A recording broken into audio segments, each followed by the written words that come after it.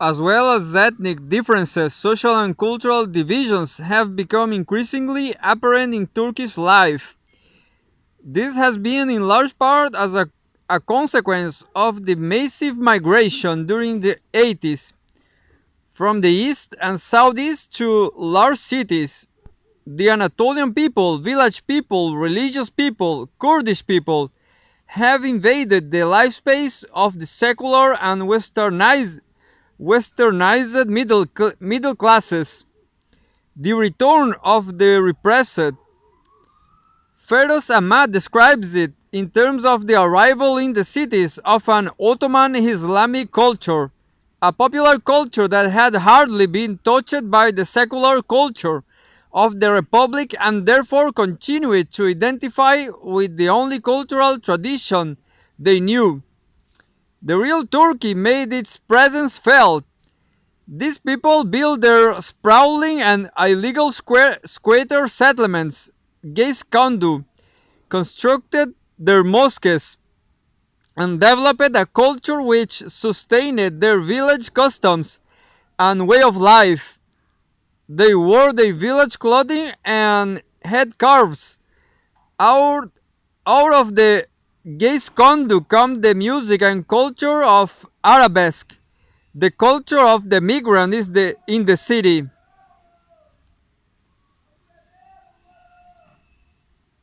It, it portrays a world of complex and turbulent emotions, people, peopled by lovers doomed to solitude and violent end. It describes a decaying city in which poverty-stricken migrant workers are exploited and abused, and calls on its listeners to pour another glass of raki, light another cigarette, and curse the fate of the world. It is a culture that expresses the discrepancies between the official culture and the real experiences of upheaval and disruption. Those with a Kemalist orientation were scandalized by the new cultural developments under their noses.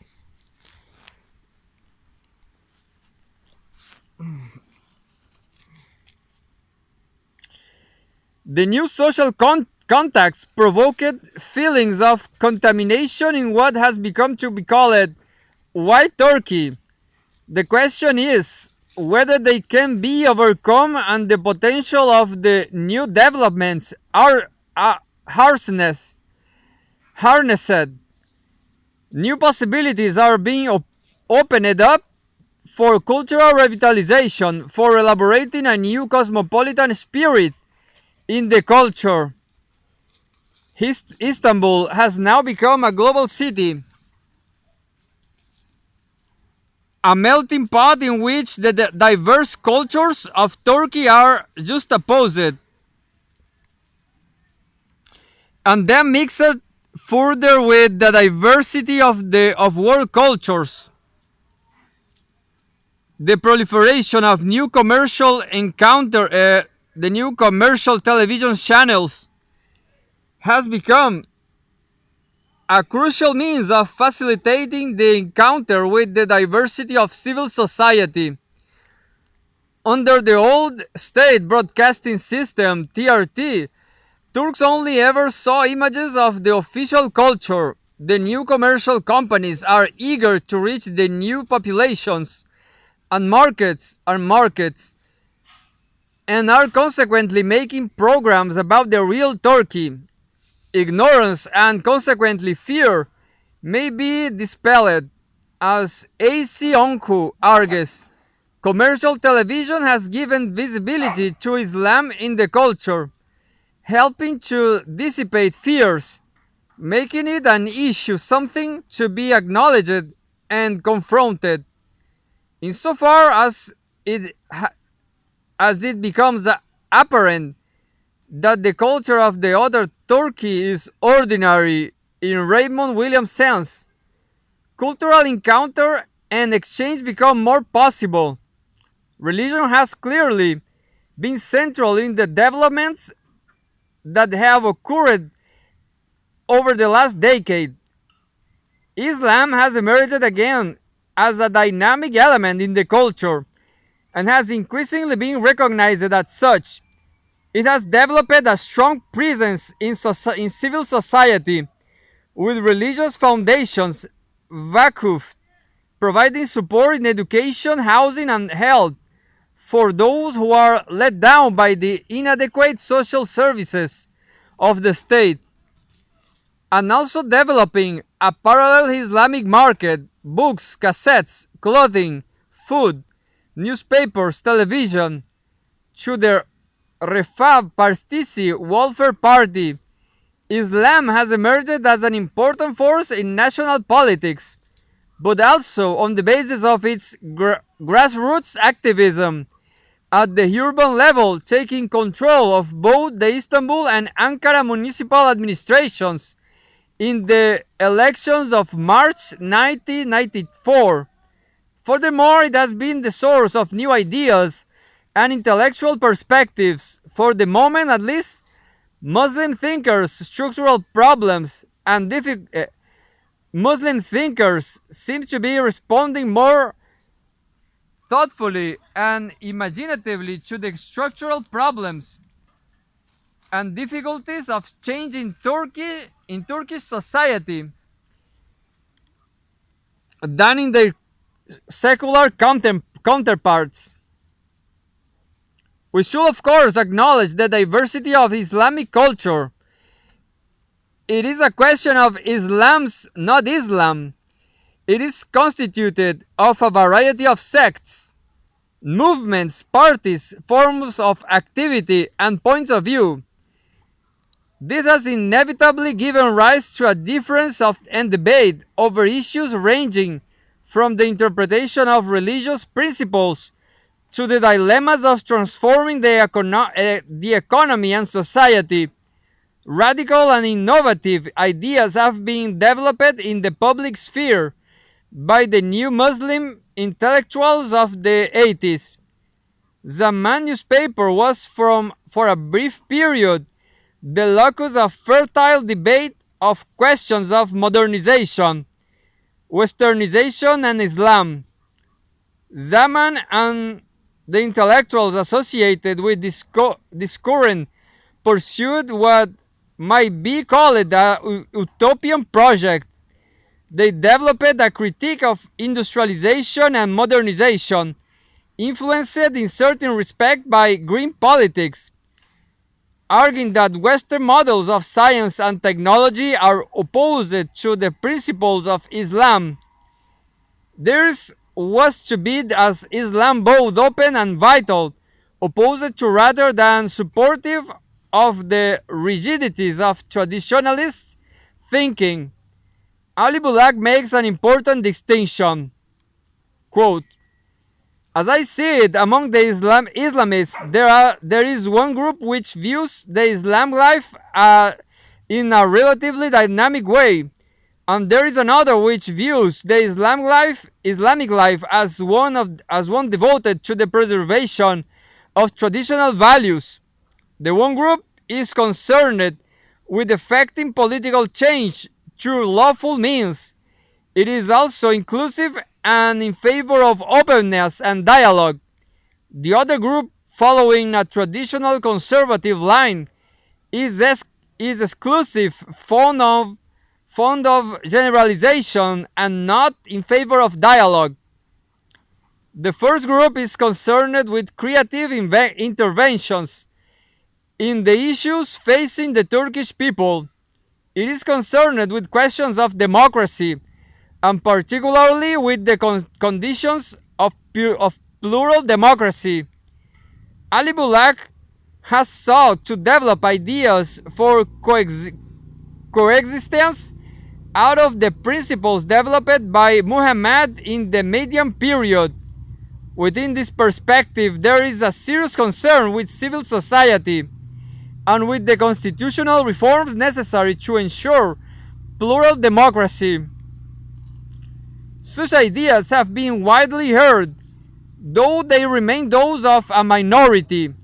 The dominant aspect of Islamic politics, represented by the Refah Partisi, is conservative and traditional, more committed to its vested interests.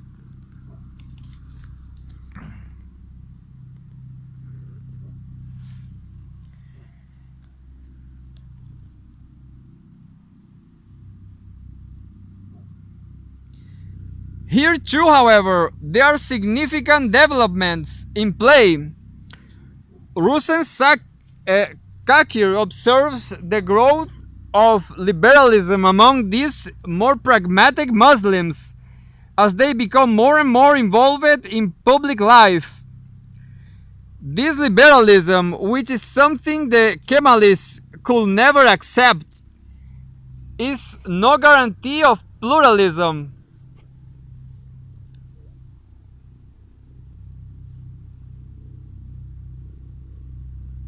But at least the new situation could provide the basis for constructing a pluralistic society. What is also being involved in this milieu is a new accommodation between modernity and the particularities of Turkish culture. Nilüfer goal refers to the emergence of a significant new social group of Muslim engineers during the 80s. Ambitious and well integrated into society, they aimed to counter the rationalistic and materialistic ethos of Western modernity through their allegiance to religious principles and morality. Through this mixed behavior, she argues, the engineers are changing the paradigm of modernity. In this liberal conservative perspective, modernity is being separated from westernization. Islamic movements are realizing that modernity can only be produced through local culture, identities, and social structures.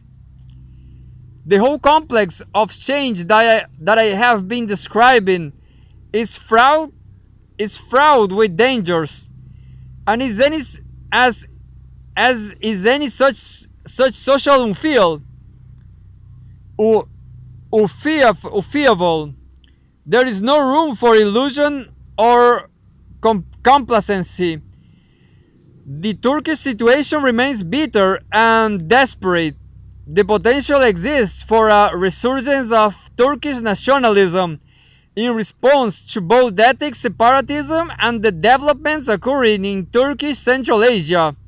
In July 1993, demonstrating Muslims set fire to a hotel in the Anatolian town of Sivas, where a group of writers and intellectuals, including the outspoken secularist writer Aziz Nesin, who had translated sections of the Satanic verses into Turkish, had assembled to commemorate the 16th century poet Pir Sultan Abdal. 37 were slain.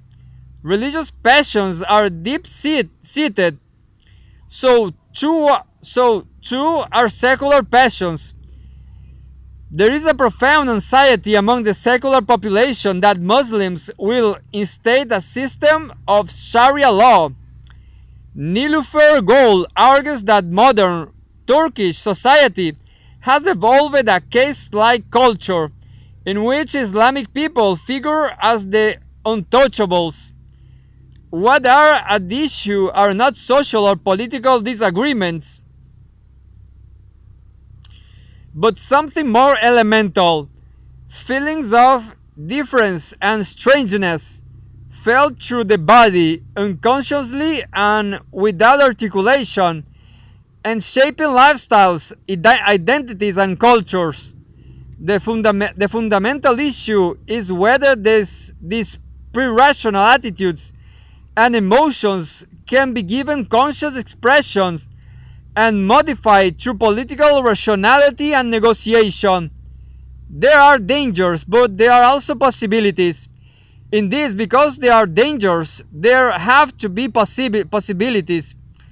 plural democracy is the recognition of the diversity of the principle of being both among individuals and even within each person, argues Hamed himself.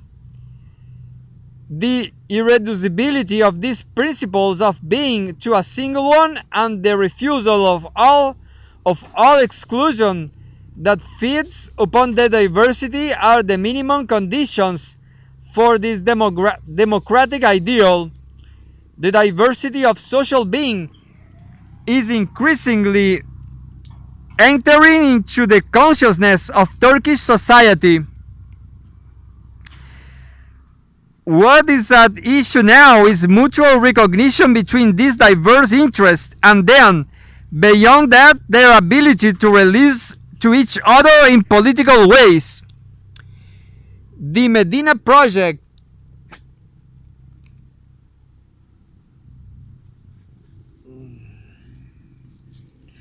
defined against the Rafah Partisi's consensualist ideal of the just order constitutes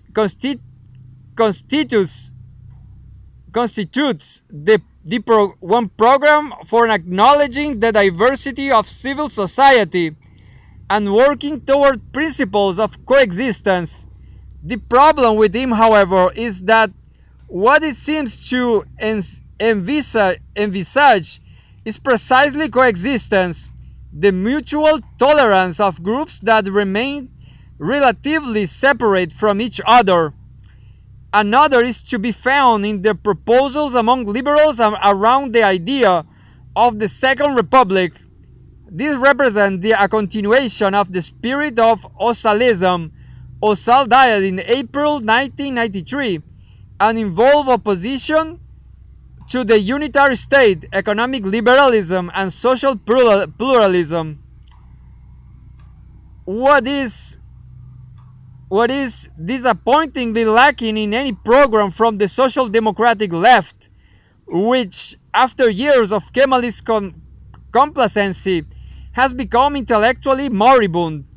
This constituency now has to face the difficult task of acknowledging the morality of Kemalism, recognizing its own particularity, and arguing for what will be socially democratic in the context of the new Turkish situation.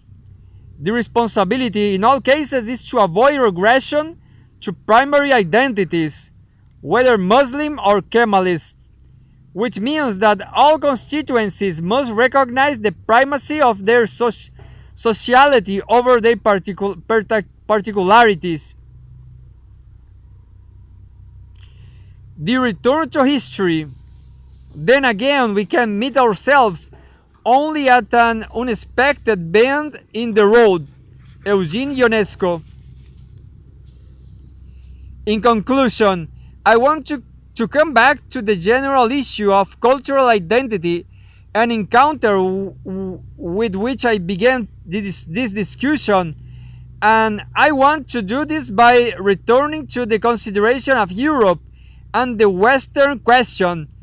Turkish culture and society have been historically pulled into the sphere of European influence, shaped by it in ways that have invariably been difficult and frustrating. Now, as Turkey experiences significant transformations and confronts new difficulties of its own, the nature of the European response will be a significant issue. European acceptance of what is happening for what it really is could help considerably in the development of a more creative and democratic culture in Turkey. At the same time, this unexpected bend in history offers possibilities for Europeans to meet themselves if they could but make use of them. Then we might see the revitalization and remoralization of European culture too. The point of this whole discussion has been to argue that we must think of cultural identities in the context of cultural relationships. What will an identity mean in isolation? Isn't isn't it only through the others that we become aware of who we are and what we stand for? We must consider identities in terms of the experience of relationships, what can happen through relationships, and what can happen through relationships. In this way, we can take up again the question of dynamism versus closure and closure in identity.